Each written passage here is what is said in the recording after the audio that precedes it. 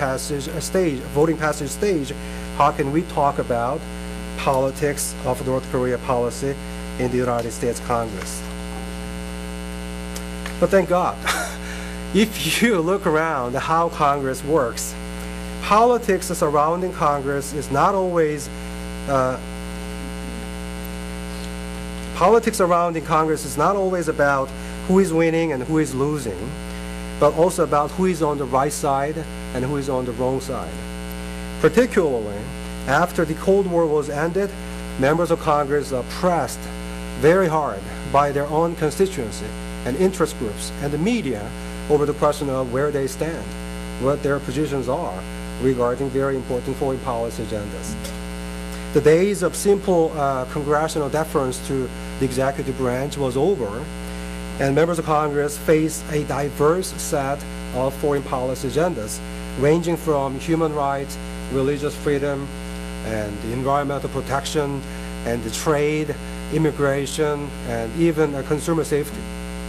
As a consequence, even in the era of party polarization now, we sometimes find a strange coalition, we call it strange bedfellows, built around foreign policy agendas.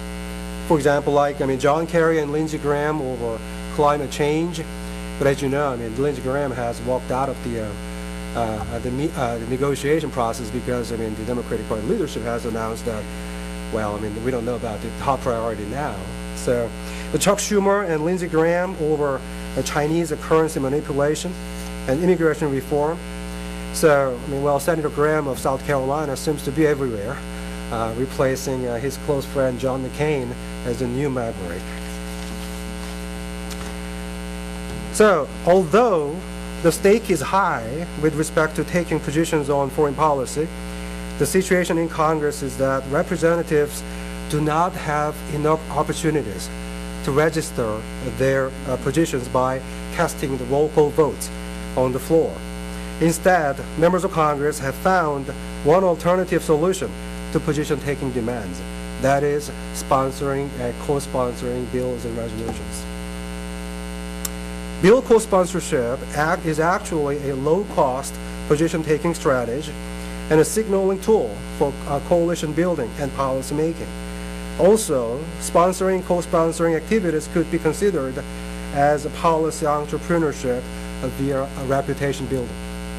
But unfortunately, few studies exist on this issue of co-sponsorship and foreign policy by members of Congress.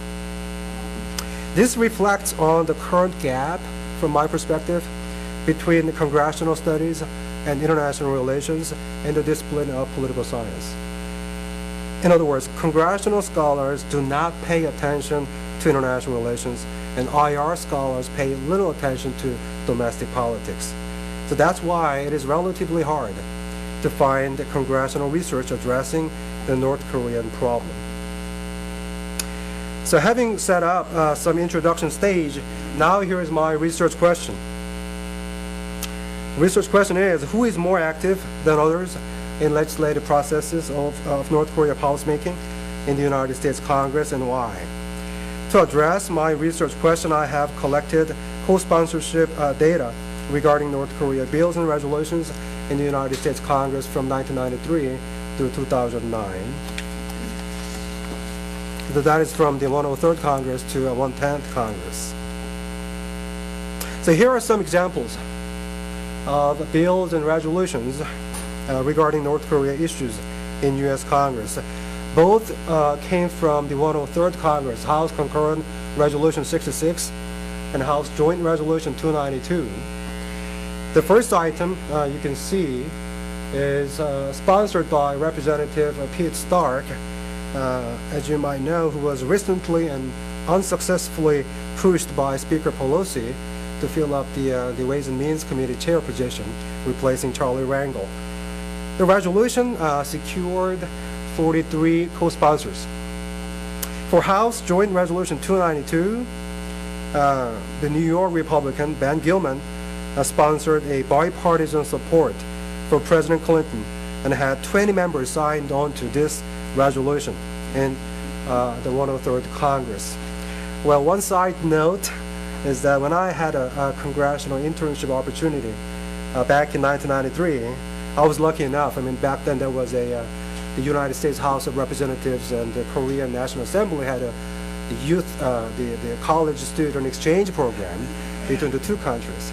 So I was lucky enough to be a congressional intern for the office of Louis Stoke, the congressman from Cleveland, Ohio, who served in Congress from 1969 through 1999. I met him this past December, and he is 86 years old, but he's in still a good shape. I was so lucky. I was so glad to see him well.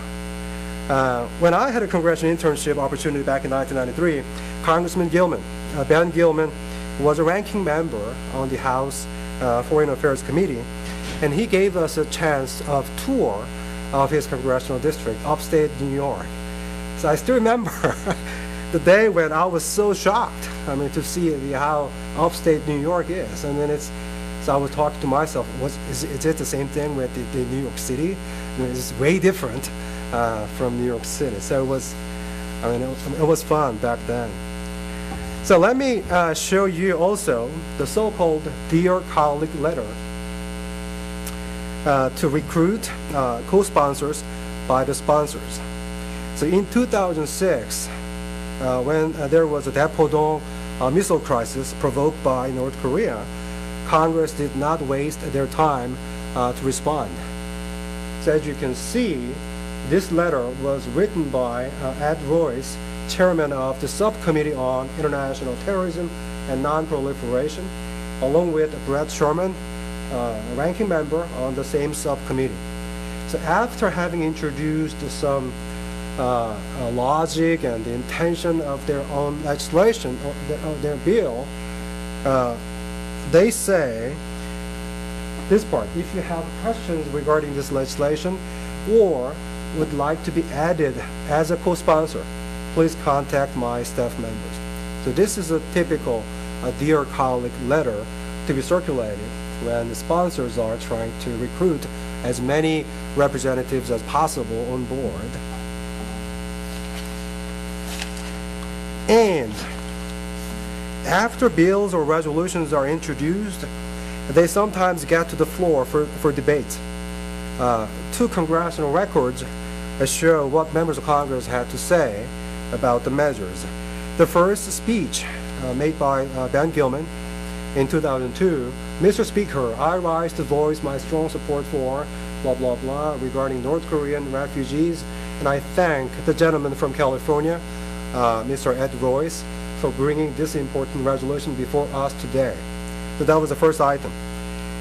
And the second item shows a floor speech made by Congressman Ron Paul of Texas, one and only Ron Paul of Texas. And I believe that this speech illustrates two very important points about co-sponsorship, coalition building, and its consequence.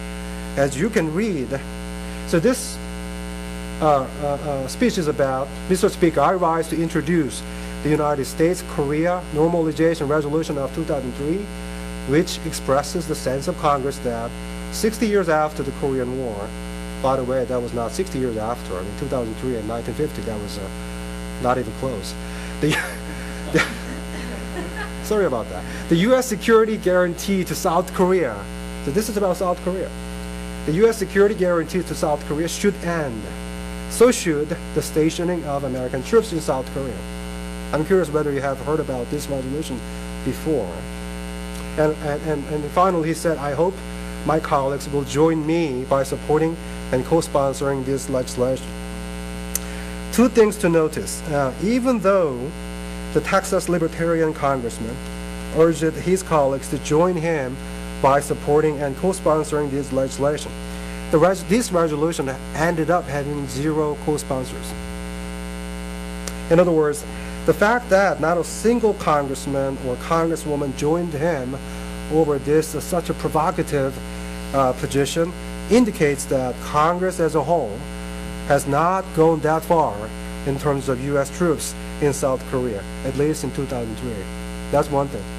The second interesting point is this. When Congressman Ron Paul introduced this resolution, I've got a phone call from a Korean news